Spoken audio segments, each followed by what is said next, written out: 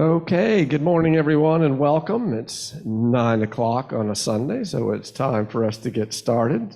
And welcome to all of you on Zoom. Glad to have you with us as well. Dr. Safwat Marzouk, who is Associate Professor of Old Testament at Union Seminary, is with us to lead us in a 4-month discussion on 4 months. Oh, sorry, 4 weeks. Sorry. My notes are wrong here.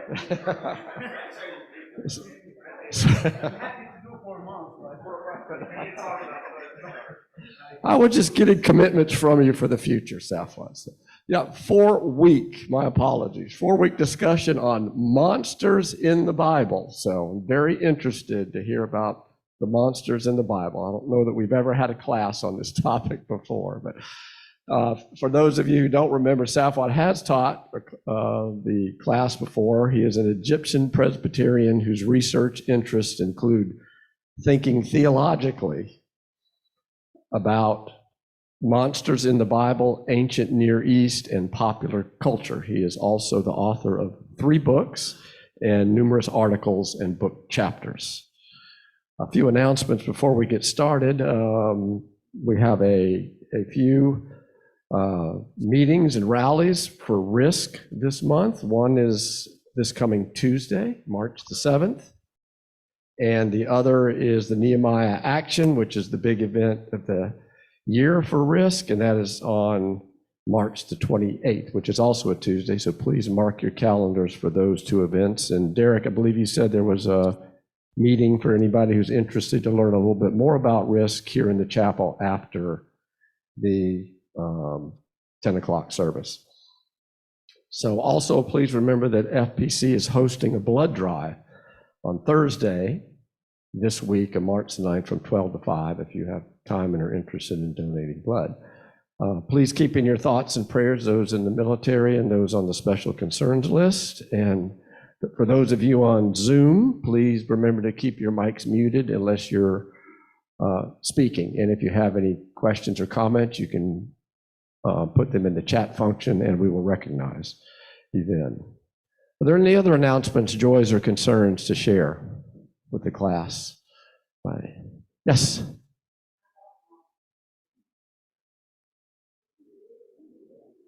Oh, okay. Congratulations. Okay. With that, I will turn it over to you, Safwat. Welcome. Good to have you back for the next 4 months.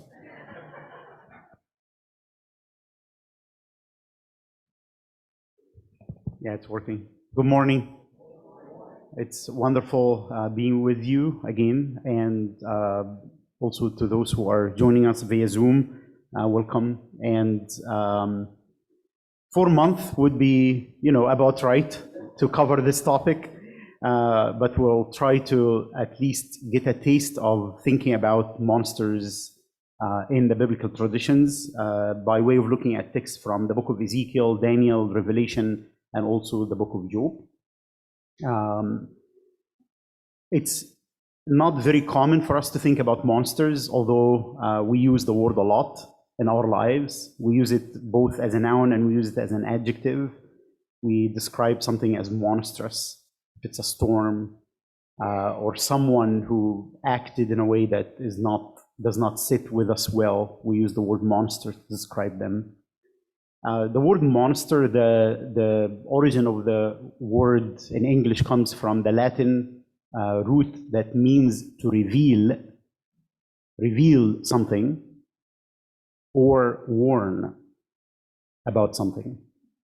So the word monster that we will be talking about and the different monsters that appear in the biblical traditions, we will be asking the question, what do these monsters reveal and what do they warn of? And if we had more time and ask the question, what comes to mind when we think about the word monster, some of us will have different monsters to name. Could be zombies or vampires, could be Cookie Monster from Sesame Street, could be an event that is monstrous, It could be various persons throughout history who acted in ways that are monstrous, who acted violently, who terrorize and horrified others. So the word monster itself, in our mind, whenever we hear it, it reminds us of different events and different aspects and different persons and different connotations. So as we think about the word monster today and what these biblical monsters reveal about God, about the people of God, and whom God is calling us to be, it's really important for us to not only think about the monsters that are out there to get us, but what if others may call us monsters? What does that mean?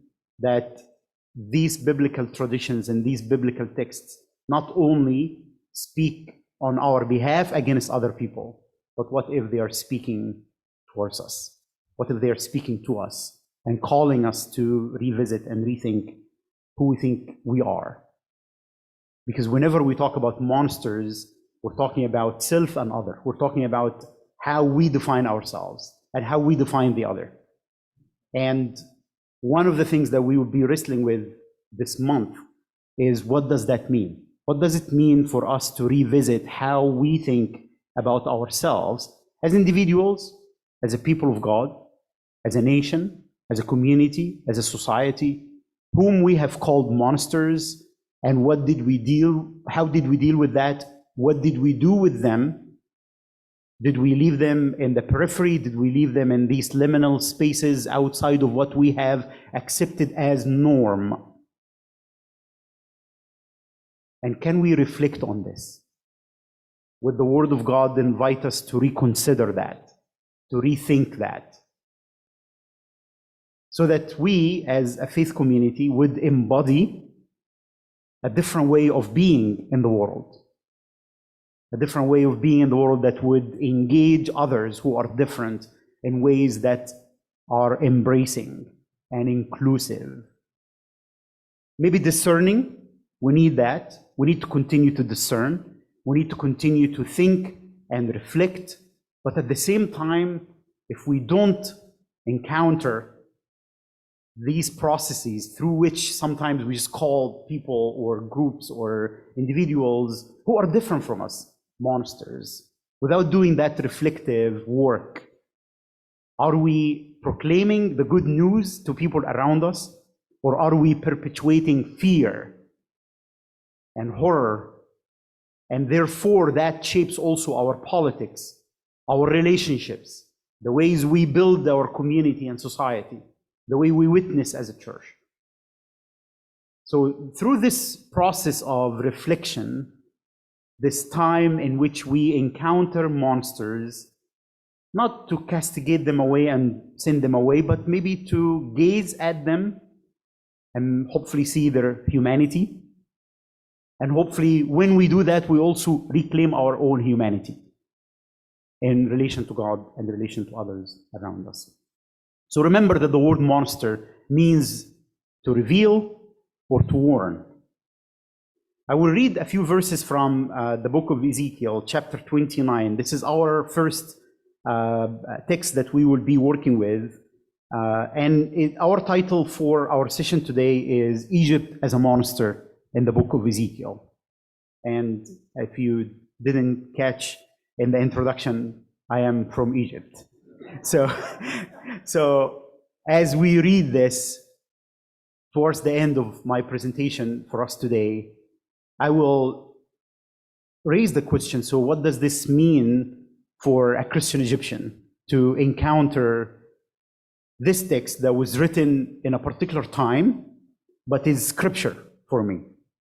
And it speaks of Egypt and Pharaoh as a monster, as this dragon that dwells in the river. So Ezekiel 29, verse 1, in the 10th year, in the 10th month, on the 12th day of the month, the word of the Lord came to me. So Ezekiel uses this date system. This is the time of the exile. He was supposed to be a priest in Judah, the southern kingdom, And the Babylonians came and have taken people as captives, forced migrants, and have taken them to Babylon. And Ezekiel is speaking about this time of trauma, time of horror that they have experienced at the hands of the Babylonian Empire. We're talking around 587 BCE. This is the time when the Babylonians were the superpower, and Judah had to make a choice. Do they enter into alliance with Egypt against Babylon, the empire, or do they accept Babylon and Babylonian hegemony as an instrument through which God is judging the people of Judah? So it was a very hard time in terms of experiences, the horrors of imperial expansion, and also forced migration, loss of all cultural aspects that would give them their identity. It also was a very hard time to think about how to navigate this. Do you enter into a political alliance, or do you accept the Babylonian hegemony? Ezekiel and Jeremiah were pro the idea of accepting the Babylonian hegemony. Because you have sinned, you people of Judah have sinned, and God is using the Babylonians to bring judgment on you. And if you rebel against Babylon, you're rebelling against Yahweh, against God, the God of Israel. So Egypt here is not the Egypt of the book of Exodus that is oppressing the Israelites. Egypt here is Egypt that tempts the people of Judah to enter into a political alliance against Babylon. And by extension, that would be rebellion against Yahweh. It's a very tricky situation. Like, what do you do? Right? So Ezekiel then goes on to address not only Judah, but also addresses Pharaoh, addresses Egypt. Mortal, set your face against Pharaoh, king of Egypt, and prophesy against him and against all Egypt. Speak and say, thus says the Lord God, I am against you, Pharaoh, king of Egypt, the great dragon, the great monster, sprawling in the midst of its channels. So like imagine Egypt with the Nile, and this monster is inside this water, its own habitat. In the midst of its channels, saying, my Nile is my own, I made it for myself. I will put hooks in your jaws and make the fish of your channels stick to your scales. I will draw you up from your channels with all the fish of your channels sticking to your scales. I will fling you into the wilderness, you and all the fish of your channels. You shall fall in the open field and not be gathered and buried. To the animals of the earth and to the birds of the air I have given you as food. Then all the inhabitants of Egypt shall know that I am the Lord, because you were a staff of reed to the house of Israel. When they grasped you in the hand, you broke and tore all their shoulders. And when they leaned on you, you broke and made all their legs unsteady. Then the oracle goes on where Yahweh dries up the Nile, which is the kind of the channel of life in Egypt, brings judgment on Egypt, and then sends the Egyptians into exile for 40 years, which is so similar to what happens with the Israelites themselves. And then Yahweh will bring Egypt back to its origin as a lowly kingdom, as a small kingdom, restoring it. So Yahweh is not getting rid of Egypt completely, but restoring it to a small nation so it would not interfere in the business of Judah again and would not be a place of temptation for Judah again. This oracle that we read in chapter 29, there is another one that is similar to it in chapter 32 in Ezekiel.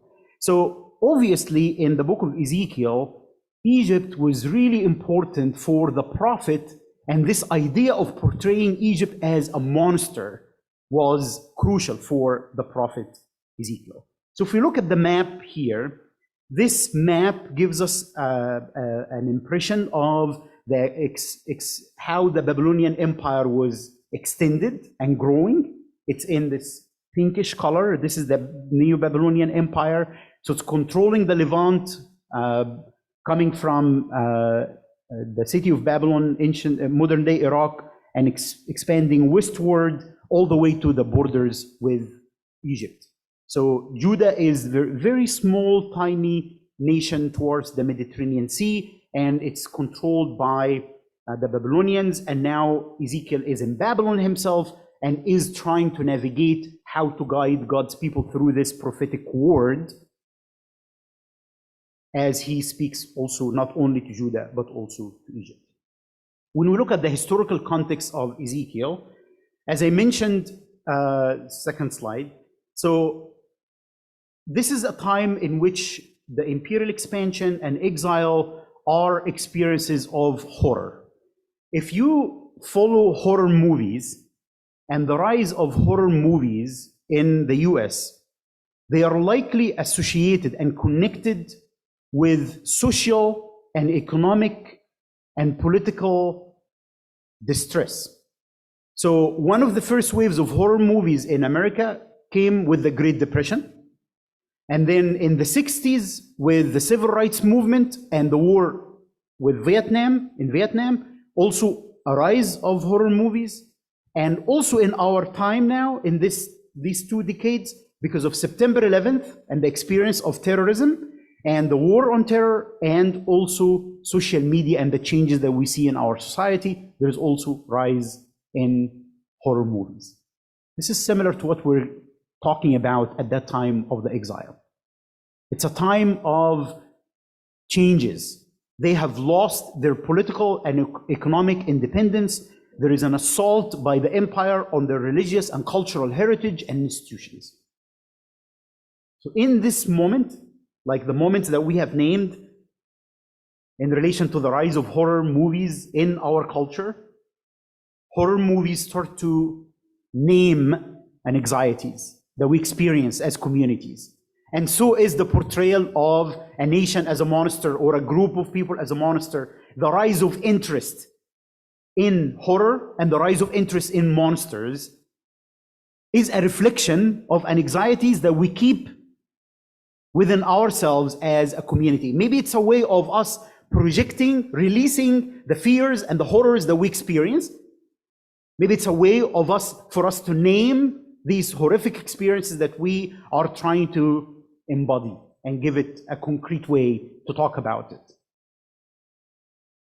But if we're also honest and we remember this idea of a monster that warns and reveals, what does that reveal about us? So when we use this language about horror and monsters, it's not just revealing something about this other. It's revealing something about me. It doesn't have to be something bad, but it's something in which I need to name, I need to come to terms with, I need to understand, so that I maybe consider and configure a new relationship with the person around me or the people around me. The next slide. Ezekiel 29 to 32 proclaims 7 oracles against Egypt.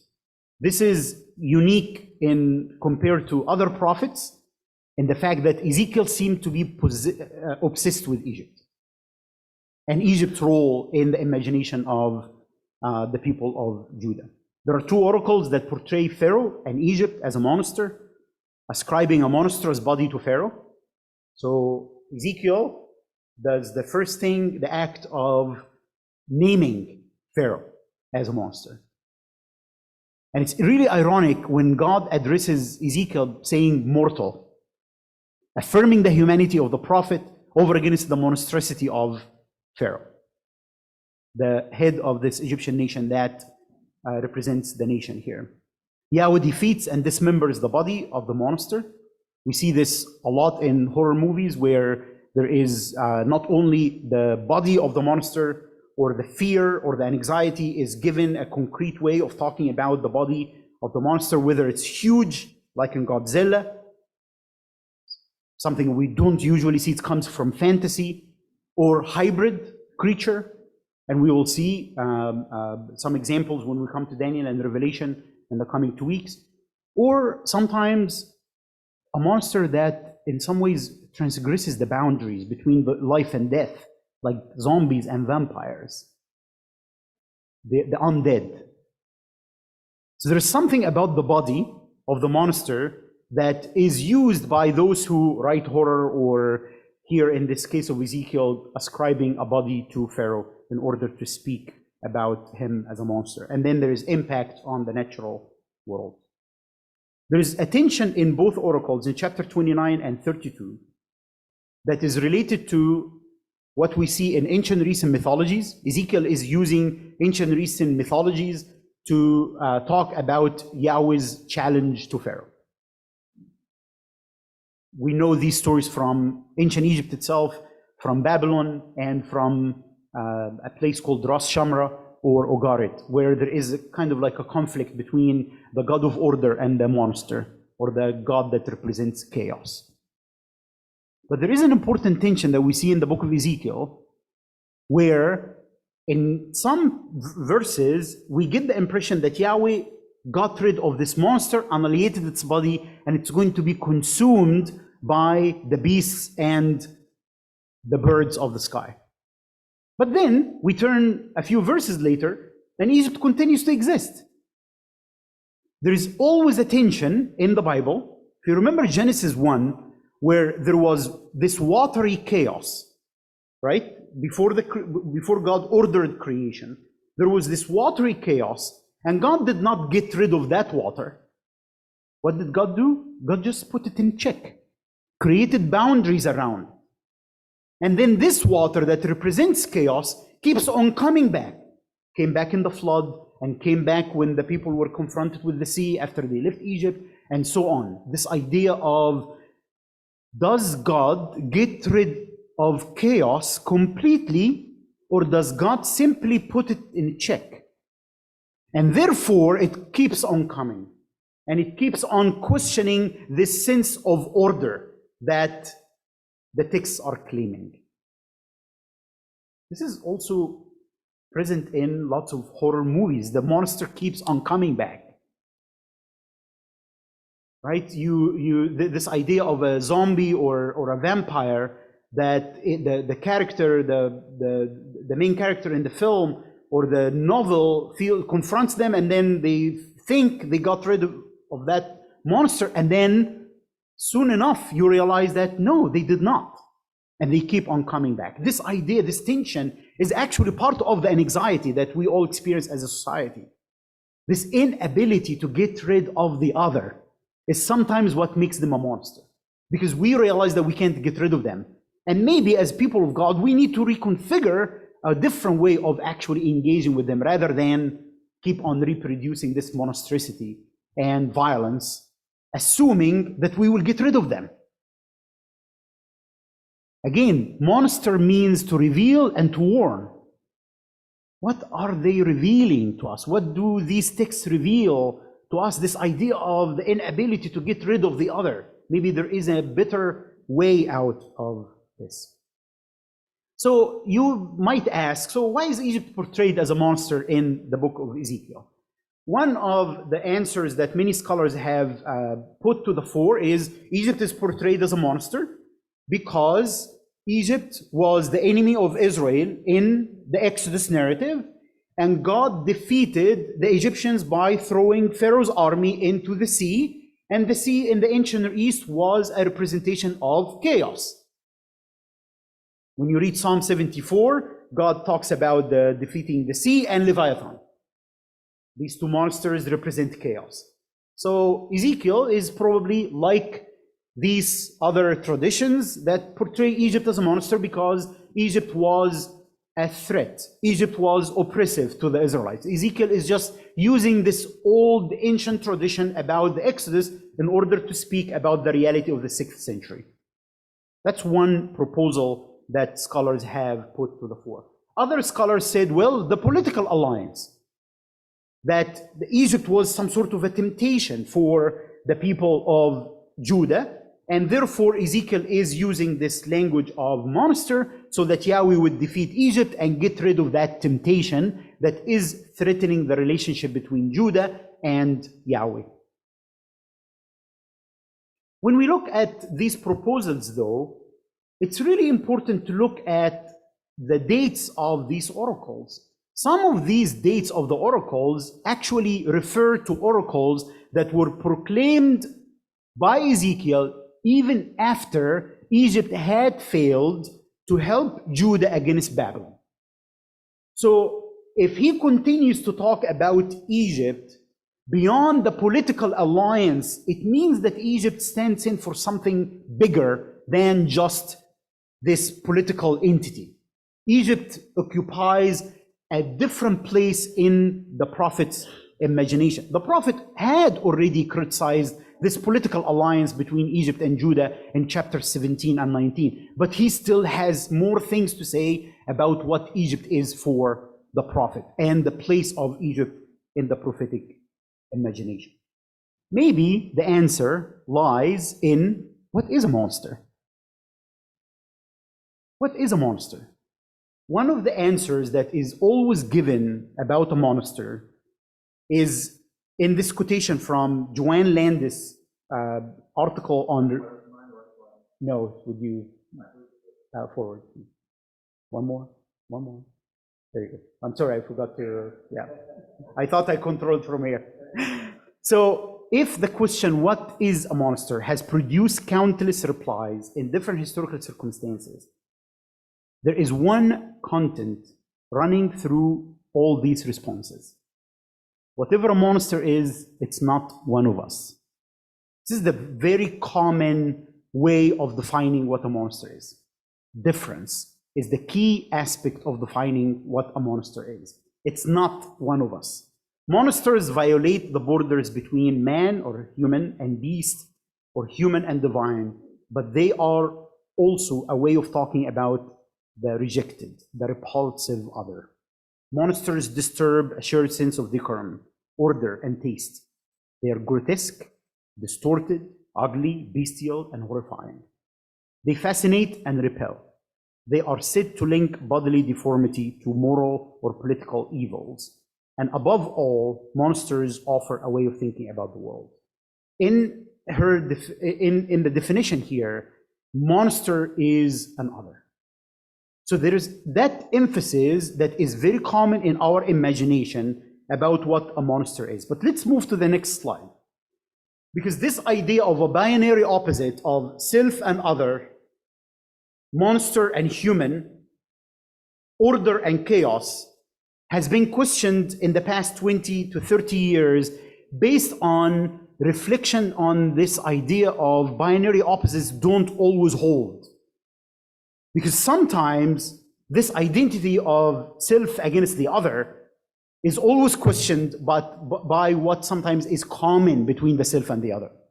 So Timothy Bale, in his book, Religion and Its Monsters, writes these words: monsters are in the world, but not of the world. Sounds a lot like the church, right? They are paradoxical personifications of otherness within sameness. You start to hear now a new word about what monsters are that is not just their difference. It's not just that they are given a body that is horrifying, that seems not to fit in what I've assumed to be the norm. It's otherness within sameness. There is common ground, maybe common identity with whom we have called monsters. That is, they are threatening figures of anomaly within a well-established and accepted order of things. They represent the outside that has gotten inside. The beyond the pale, much to our horror, has gotten into the pale. To put this in a very concrete example that would relate to us, a lot of horror movies would have the vampire or the zombie or the monster come from the basement, right? It's this unhomely, the unheimlich, what has been repressed, to use the language of Freud. So it's not, this monster is not fully an outsider. It's not fully an other. It's not fully unfamiliar. It's maybe the familiar that we want to get rid of by making it an other. And Julia Kristeva writes kind of like a similar definition of some sort, where she talks about something called the abject. It's a revolt of the person against an external menace, external threat, from which one wants to keep oneself at a distance. We want to keep a distance from this threat, but which one has the impression that it's not only external menace, but it may menace us from the inside. So it is a desire for separation, for becoming autonomous, and also the feeling of an impossibility of doing so. So why is Egypt portrayed as a monster in the book of Ezekiel? There could be a possibility that the paradoxical character of what a monster is what bringing Ezekiel to use that language about Egypt. He's using the category of the monster to speak about Egypt because he's capturing the notion of sameness, the shared identity between the people of Judah and Egypt. He projects this sameness as otherness in order to get rid of it. But what is really terrifying is that Judah is not so much different than Egypt. Is that there is this shared sameness, shared identity between Egypt and Judah. He also portrays Egypt as a monster because he's trying to capture this tension of the need, maybe the desire to get rid of this other, because he doesn't like the sameness. He's trying to create these boundaries, tight boundaries with that other. But also he realizes that no one can define themselves without the need of the other. So I want to keep the other, but I want to keep the other at the right distance. So that tension between the defeat, annihilation, getting rid of the other, but also the realization that we cannot fully get rid of the other. So let's connect that with some specific passages in Ezekiel. As I mentioned earlier, some scholars said, well, maybe it's the Exodus, the memory of the Exodus. Egypt was the oppressor, and therefore, maybe that justified Ezekiel portraying Egypt as a monster. Well, let's see the places where Ezekiel actually talks about the Exodus. If you read chapter 20, Ezekiel kind of revisits the whole memory of the time of Judah and Israel in Egypt. Ezekiel mentions not a single time he mentions the notion of oppression and enslavement. Ezekiel says that the people of Judah in Egypt worshipped Egyptian idols. Do you remember any of that in the book of Exodus? No. The book of Exodus does not say anything about the Israelites worshipping Egyptian idols in Egypt. So Ezekiel writes this revisionist history from the 6th century, projecting it all the way back to the origins of the people of Israel to say, when Yahweh revealed Yahweh's self to the Israelites, there was no distinction between Egypt and Judah. And when Yahweh asked them to leave the Egyptian idols, they did not. And Yahweh forced them to leave Egypt even though they did not leave the Egyptian idols. So this political alliance between Egypt and Judah in the 6th century for Ezekiel is about the loss of boundaries. It's about the transgression of identity between Judah and between Egypt. It stands in for something else. And that something else is sameness, is the shared identity. So what makes Egypt a monster in the book of Ezekiel, for Ezekiel, is the shared identity between Judah and Egypt, the sameness.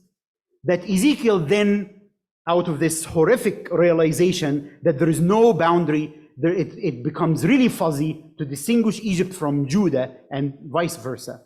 He projects this as an otherness, uses the same category of the monster in order to push Egypt away from Judah, from its role as a tempter, as a temptation that pulls Judah away from Yahweh. This chaos that was at the beginning of the history of Judah. The people of Judah did not have that distinct identity from the Egyptians. This is according to Ezekiel, right? Ezekiel 20 rewrites the history of Exodus not as a history of oppression, so oppressor and oppressed. He just looks at it from a different kind of perspective where there was no boundary that would distinguish the Judahites or the people of Judah from the Egyptians. They both worship the Egyptian idols. And that shared sameness is what's horrific. This is what causes Ezekiel to project Egypt as a monster, to talk about Egypt's otherness, Egypt's threat to this idea of what is norm, what is normal, projecting this abnormality on Egypt. This can be like applied to our personal lives as individuals and also as communities. Sometimes people who annoy us the most are the people who are much similar to us and not ones who are different from us. People with whom we have the strongest disagreements, they're not always people who are the most different from us. They are actually the most similar to us. And what causes this violence, what causes this otherness and otherizing, what causes the need to create strict boundaries with them and distinction is not really their otherness or our otherness, it's what's shared. Think about some of the tensions that we see in some of the political discourse that uses our faith in the public square. People use the Bible to justify particular policies and politics, and other people also use the Bible, also claim to be Christian, to defend and justify other different sets of politics and ways of being in the world.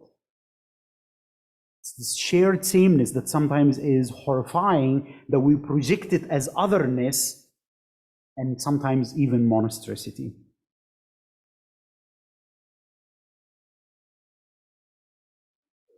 Yes.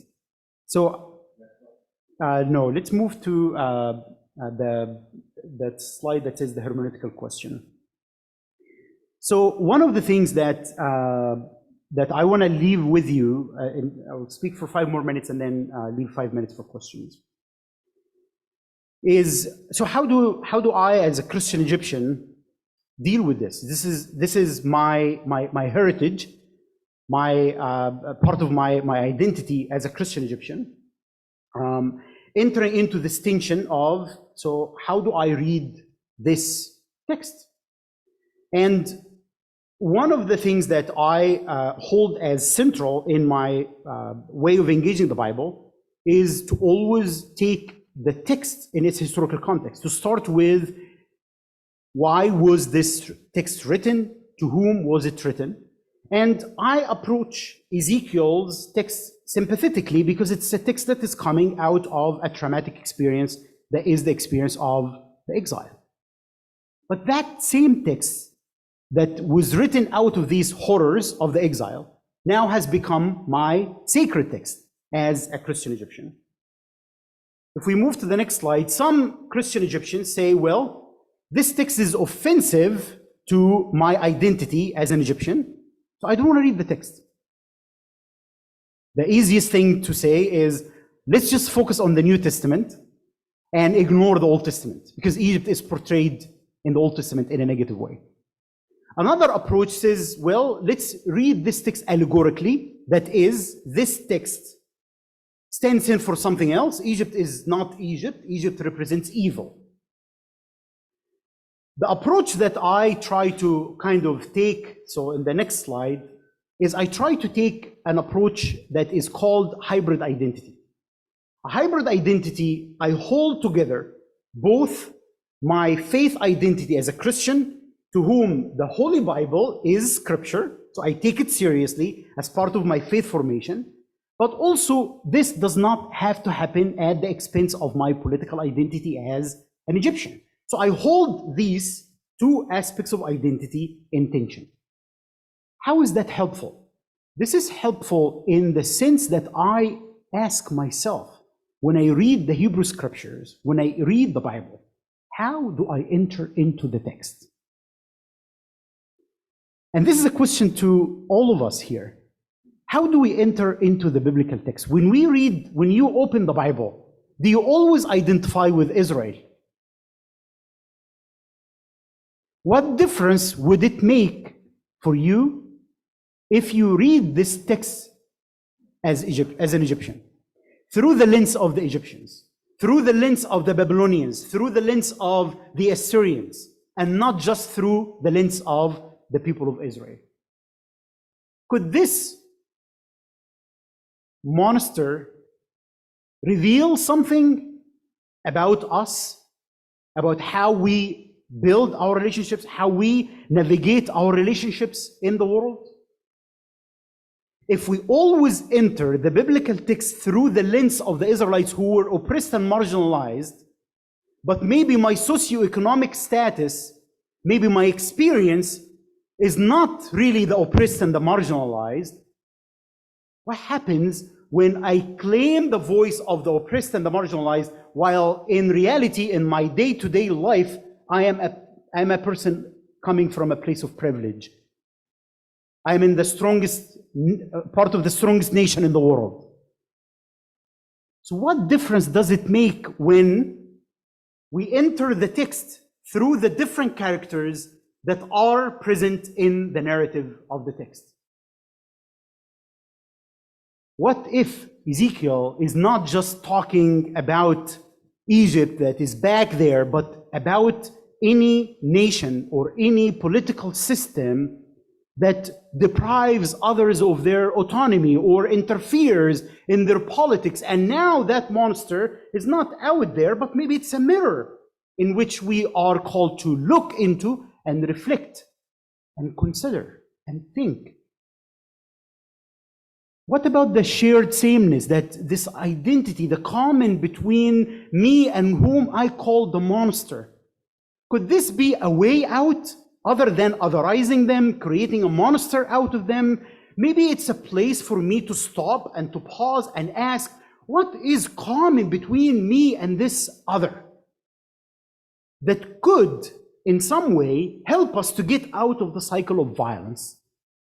Rather than trying to push each other aside, push each other away, to create monsters of each other in order to defeat each other and keep on repeating the cycle, what if we pause and say that maybe this shared sameness that may look like a threat could actually be the common ground on which we stand, and then start to define ourselves not over against the other, but in relation to the other? Not by way of getting rid of the other, by way of relating to the other. Not by way of building walls that cannot be crossed, but maybe lines that define us, gives us a sense of identity and safety, but they can be crossed. Bridges between us and the other. I will stop here, and we have, I think, about 6 minutes for questions or comments, either from the chat or from the audience here. Yes, please. Yes, I'm sorry. It's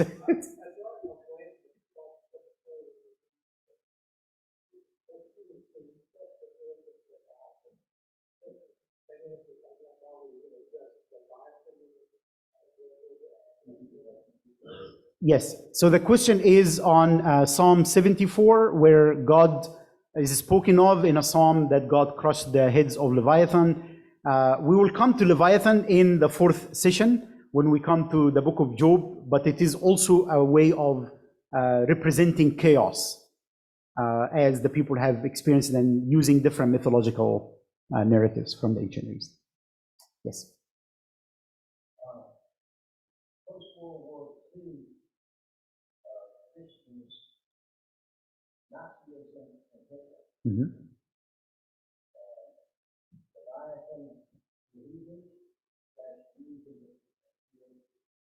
Yeah, the Holocaust it was monstrous and horrific and abhorrent.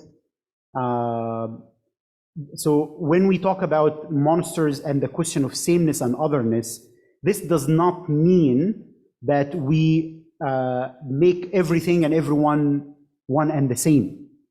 It's a continuum. It's a continuum, and it's a matter of also discernment. There is a very helpful and important article written by Richard Carney, who says, yes, sometimes we like the same. We only allow people who are like us and accept the ones who are like us. And therefore we create an other, an alien, over against whom we create our identity, like in Christian nationalism, in Nazism, in some of the Islamic discourse, some of the Jewish discourse, some of the Christian discourse, where we just want to have people who are like us, who think like us, and get rid of the other. But then there are others on whom we project our own fears, and in reality they are not a threat. That we just make a monster out of them to control them, to defeat them, to convince the people around us they are here to destroy us. And the only thing we should do is to get rid of them. So we create a monster out of the powerless. So we need to always ask ourselves the relationship between power and monster talk. Who is portraying the other as a monster? And are they using it out of place of power so that they continue to get rid of the powerless? Or is it a discourse used by the powerless in order to resist the empire? This is a matter of discernment. It's not a cookie cutter about all monsters. Any comments or questions from the chat? Want to make sure we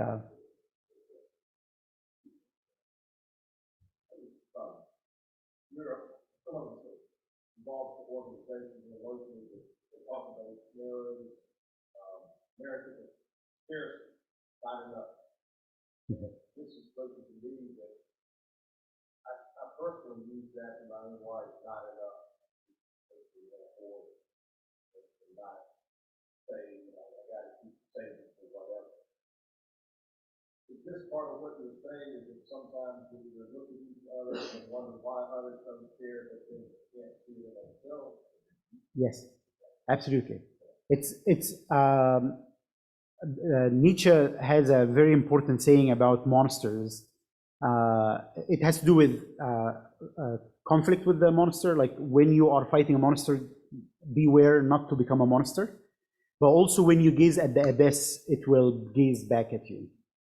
So sometimes it's that reflective process that you just named, that we as Christians, we need to create spaces for it in our spiritual practices to discern what we hear in the political discourse, to discern what we hear in our social relationships with our neighbors and those who are outside of our neighborhoods, to listen to their narrative and to see what this narrative is revealing about us, but to hopefully envision something new. And I think this is where the gospel comes in, right? The gospel comes in as good news in which God's self takes this horror of the empire on God's self in order to redeem, in order to claim, in order to say that violence should not have the final word. And I hope that kind of reflective process, which is essential to the gospel, confronts us with who we are and whom we are called to be, whom God wants us to be. And I think this is really crucial. Yeah. I got the signal that this is time. One last question. The Lord of the Eden was sent the first monster. So I missed that. Oh, well, it was just a snake. Yeah, so we will have, next week we talk about Daniel. We'll kind of revisit some of that, and then Revelation, and then Behemoth and Leviathan. And if you have questions, you continue to think about them.